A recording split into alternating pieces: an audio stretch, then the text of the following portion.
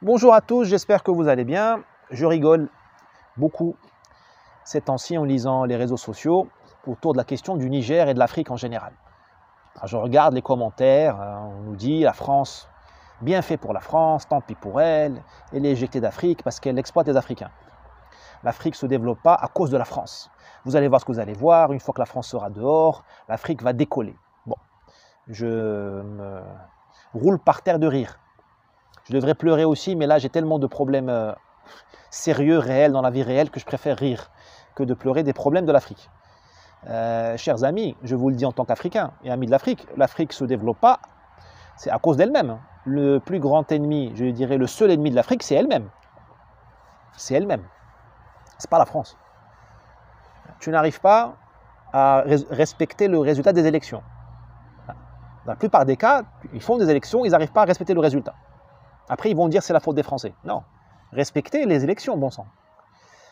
Tu n'arrives pas à séparer, à garantir l'indépendance de la justice. Rares sont les jugements réellement honnêtes et indépendants et prononcés dans toute l'indépendance qu'il faut.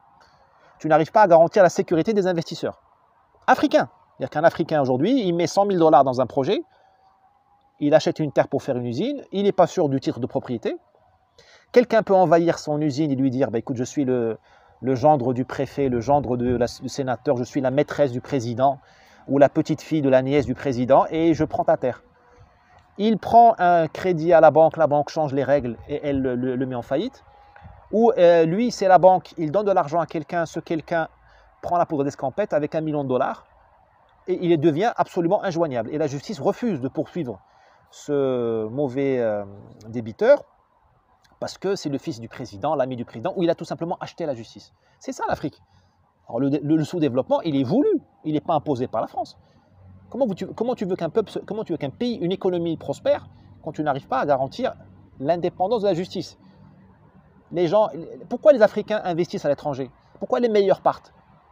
Parce qu'ils cherchent un habitat naturel, un écosystème, pour parler comme Jacques Attali, un écosystème favorable, là où ils ont une chance de prospérer, là où ils ont une chance de ne pas être volés. Il faut dire les choses clairement. Les meilleurs partent, pas parce que l'herbe est plus verte à Dubaï ou à Miami. Ils partent parce qu'ils ont toutes les chances du monde de se faire voler, spolier dans leur pays d'origine. À moins de se maquer avec des requins locaux et de rentrer dans l'économie de connivence. La spécialité, tu as des oligarques qui sont à la fois des politiciens, sénateurs, députés ou autres, et des milliardaires en même temps. Hein, et ce sont los padrinos, ils sont les parrains des forces vives. Hein. Tu as un petit jeune qui a une bonne idée, hein, je sais pas moi, dans le solaire, dans l'éolien, dans une clinique privée, dans une clinique dentaire, voilà, il a un procédé qu'il a importé de Suisse ou qu'il a inventé lui-même. Le type, il a un génie.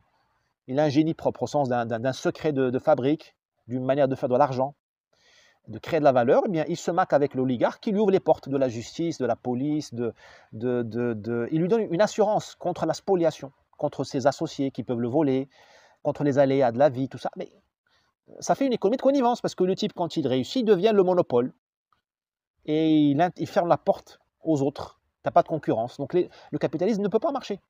Tu n'as pas de création de valeur. Tu as un type qui est milliardaire, qui fait des marges de 30%, 40%, et une population qui surfacture, qui surpaye, je ne sais pas moi, la tomate, les prothèses dentaires, les véhicules, les téléphones, et que sais-je. C'est pour ça que l'Afrique ne se développe pas. Elle ne parvient pas à retenir et à exploiter ses forces vives, parce que l'Africain, il vaut l'Américain, et il vaut le Chinois, mais il n'arrive pas à retenir les forces vives. Et l'Américain, la Silicon Valley, hein, pour parler d'elle, le chinois, le japonais, chacun à sa manière et elles sont très différentes, ils arrivent à fixer chez eux les forces vives. Pourquoi la France était un pays riche? Parce que les Français, de qualité, pouvaient investir dans leur pays.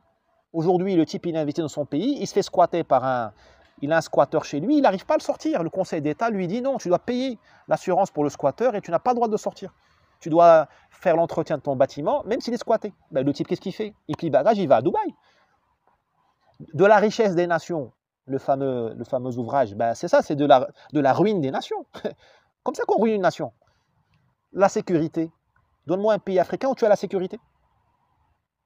La route appartient aux coupeurs de route, surtout la nuit, dans de nombreux pays. La police est pourrie, dans de nombreux pays, il ne faut pas généraliser. Bah, c'est ce qui se passe aujourd'hui en France, hein. Comment toi tu veux? Est-ce qu'en général, les forces vives de la nation, les Elon Musk, les graines de Bill Gates, c'est pas des warriors, c'est pas des guerriers. Ils sont pas très bons physiquement, en général. Ils ont développé l'aspect entrepreneurial, la confiance en soi, l'intelligence de l'informatique ou je ne sais quoi, mais ils n'ont pas développé l'art du MMA. Ils ont besoin d'un État pour leur donner la sécurité physique. En France, ils l'ont plus. Tu peux te faire des...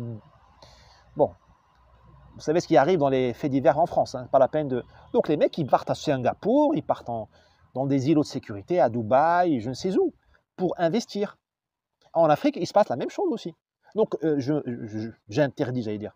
Je ne permets pas à ce qu'on accuse la France avant d'avoir fait le ménage. Les mecs, faites le ménage chez vous, après vous allez accuser la France. Moi, vous voulez accuser Areva, j'en sais rien, peut-être que vous avez raison. Mais faites votre ménage chez vous d'abord. Parce que là, au mieux, ce que vous allez faire, je dis vous, hein, je ne m'adresse pas aux Africains, je m'adresse à ces Africains-là qui préfèrent accuser autrui au lieu de regarder leur propre tard. Vous allez au mieux changer de parrain, vous allez remplacer le patron, el patron. Vous allez passer d'un type qui a fait l'ENA vers un type qui a fait l'université Lénine à Moscou, ou un type qui a fait l'université Mao à Pékin, ou vers un Turc, ou un Émirati, ou je ne sais quoi. Vous allez changer de maître. Et enfin, pour conclure, on me dit la France c'est le cancer de l'Afrique, mais les gars, la RDC Zaïre, ça n'a jamais été une colonie française. C'était une colonie belge. Après, elle a été prise en charge par les Américains via la CIA et M. Mobutu. Le grand Mobutu Sese Seko, que j'aime beaucoup, mais qui était un corrompu devant l'éternel. Et là, elle est prise en charge par le Rwanda et l'Ouganda qui la pille. Elle est où la main française au Katanga? Moi, je ne la vois pas. Elle est où l'hégémonie française au Kasaï? Elle est où l'hégémonie française, l'ingérence française dans les Grands Lacs? Il n'y a pas. Les Français ont été sortis des Grands Lacs il y a longtemps. Là, vous avez des intérêts qui ne sont surtout pas français. Ils sont même anti-français. Et le pays est très riche. C'est un scandale géologique, comme on dit. Et pourtant, il est dans la misère. Ce n'est pas la faute de la France. Le Nigeria, c'est une catastrophe, le Nigeria. Ils ont tout. Le pétrole, l'eau, l'espace. Ils ont tout. C'est une catastrophe. C'est une colonie anglophone. La France n'a pas son mot à dire au Nigeria. C'est la faute de la France, ça aussi. Là, je vous parle de pays de maintenant, qui vont mal maintenant. Le Kenya, catastrophe. Catastrophe, le Kenya. Catastrophe. La Somalie. Quel est le rôle de la France en Somalie? Le Soudan. La France aurait beaucoup aimé coloniser le Soudan. On a failli faire la guerre aux Anglais en 1898, parce que la France a failli prendre pied au Soudan. Et finalement, elle a passé la main aux Anglais. Le Soudan, le Sud-Soudan, le Nord-Soudan, c'est une catastrophe, c'est la faute des Français, ça. Je ne vois pas la main de la France là-dedans, moi. Le Libéria, le Sierra Leone, des années 90 aux années 2000, sont bouffés entre eux. Je m'excuse de le dire, ils se sont cannibalisés. Ils se sont cannibalisés. Ce sont des colonies anglophones. Et où la France? Est-ce que la France a son mot à dire à Freetown ou à Monrovia? Certainement pas. Ce sont des créations américaines et britanniques. L'Afrique du Sud, le pays est en chute libre depuis la mort de Mandela. C'est la faute de la France, ça. Il est dans le Commonwealth, ce pays. Enfin, il faut être sérieux. Le Mozambique, que j'adore, et les Mozambicaines d'ailleurs. Le Mozambique, pays sublime. Il y a de l'eau, il y a tout. Il y a des électricités parce qu'ils ont des chutes d'eau, ils ont des barrages, ils ont de l'électricité à revendre. Il y a tout. Il est en guerre civile. Ils ont Daesh, c'est la faute de la France. Hein. La France n'a pas son mot à dire au Mozambique. Madagascar. Même Madagascar, ça fait longtemps qu'ils ont sorti la France. Et les exemples, j'en ai des comme ça, à la Guinée-Bissau. Il n'y a pas un président en Guinée-Bissau, si ma mémoire est bonne, qui a terminé son mandat depuis l'indépendance. C'est le monde portugais, ça, c'est lusophone. Et il est où la main de la France? Enfin, il faut être sérieux 5 minutes. Moi, je veux bien qu'il y ait des intérêts français qui bloquent certains secteurs en Afrique, ou qui veulent le mal de l'Afrique.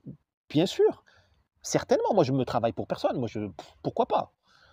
Mais c'est pas ça la cause du retard de l'Afrique. Les mecs, vous croyez que le Japon était ravi de voir la Corée du Sud s'industrialiser et le rattraper? Vous croyez que la Chine, aujourd'hui, elle est ravie de voir le Vietnam la rattraper? Bien sûr que non. Bien sûr qu'il y a eu des interférences. Bien sûr qu'il y a eu des sabotages. Bien sûr que les Japonais ont essayé de dominer les Coréens. Les Chinois essaient de dominer les Vietnamiens. D'ailleurs, vous voyez, la relation entre le Vietnam et la Chine est compliquée. Très compliquée. Beaucoup de rancœur, Ça rappelle un peu l'Algérie et la France, mais en moins problématique. Ce qui est une longue histoire coloniale entre ces deux pays-là. il y a toujours des rivalités entre les nations et on est toujours victime d'interventions extérieures. Il y a toujours des jalousies. Il y a toujours un pays qui va vous envoyer des intérêts économiques qui vont essayer de vous bloquer. C'est le jeu. Ça arrive aux Africains comme ça arrive, je vous dis, aux Vietnamiens, aux Coréens du Sud, et j'en passe. Il faut se poser la question, pourquoi les Africains sont tellement vulnérables? Pourquoi ils sont vulnérables? C'est ça la seule question qui doit nous intéresser, mais on s'en fiche. Parce que demain, c'est pas la France, ça va être la Russie, ça va être je ne sais pas quoi. Et on sera toujours là en train de pleurer dans 500 ans. Voilà. Si cette vidéo vous a plu, n'hésitez pas à appuyer sur le pouce et à la partager. Puis, bien sûr, lisez les livres. À bientôt.